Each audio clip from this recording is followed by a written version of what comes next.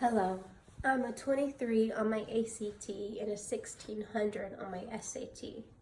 I can tell you all about the Pythagorean theorem and navigate the encyclopedia like a wizard.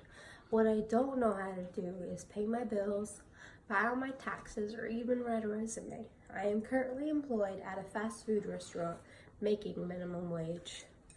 This story is true for many high school graduates. They spend countless hours studying for the ACT and SAT. They have spent their entire lives in the public education system with these tests, and they know the drill. These students will sit down for these tests, and at the end, they will be given a score that will define them for the rest of their lives. I made a 15 on my ACT and never even managed to take my SAT.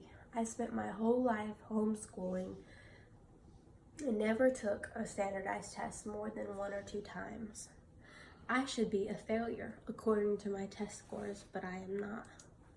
Hello, my name is Sarah Cans, and today I'm going to talk about why standardized testing should be taken out of our public school system. This is because these tests have a negative impact not only on our students' intellectual ability, but their self-esteem. Standardized testing is a billion-dollar industry that does not account for student individuality. This obsession with testing robs our children in the education system of their childhood. Standardized tests generally include 5 subjects: English, history, language, mathematics, and science. These tests are used to evaluate what students have learned in different states and school districts. These tests have been around since the 1800s, and since the No Child Left Behind Act in 2002, their use has dramatically increased. These scores are used to find out the level of intellectual ability in students across the globe. Standardized testing begins early in our school system, and it's estimated that most students will take over 100 tests from pre-K to 12th grade, according to the Washington Post.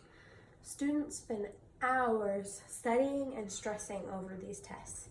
Many are trying to achieve high scores in order so that their college application can stand out. But these tests are not a way to measure students' creativity and individuality.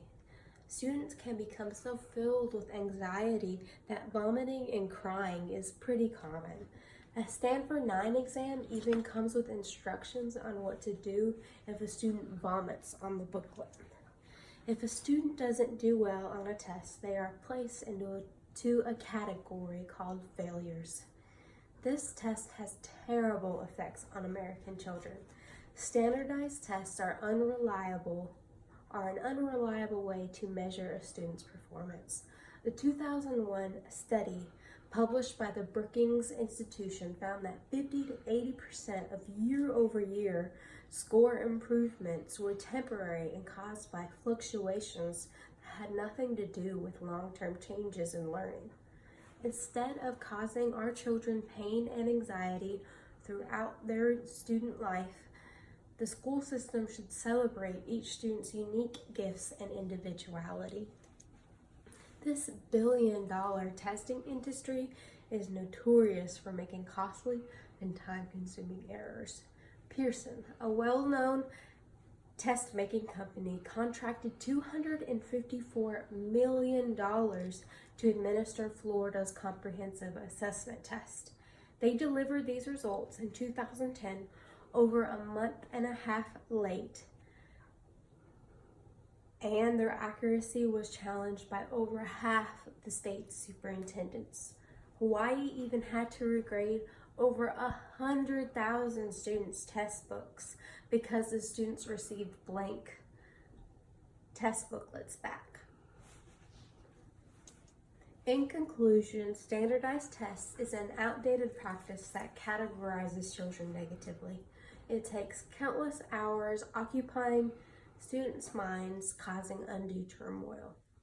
According to the late education researcher Gerald W. Bracey, he says qualities that standardized tests cannot measure include creativity, critical thinking, resilience, motivation, persistence, curiosity, endurance, reliability, enthusiasm, empathy, self-awareness, self-discipline, leadership, civic-mindedness, courage, compassion, resourcefulness, sense of health, beauty, sense of wonder, honesty, and integrity.